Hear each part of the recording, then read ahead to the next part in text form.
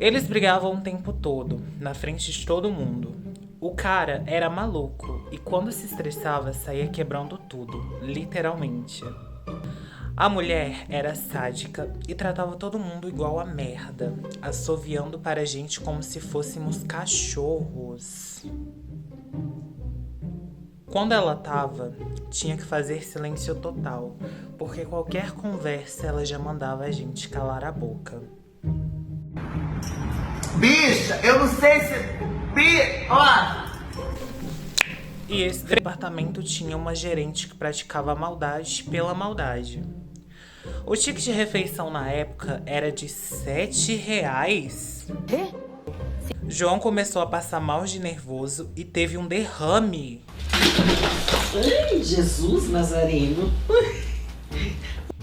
Quase desmaiou no escritório.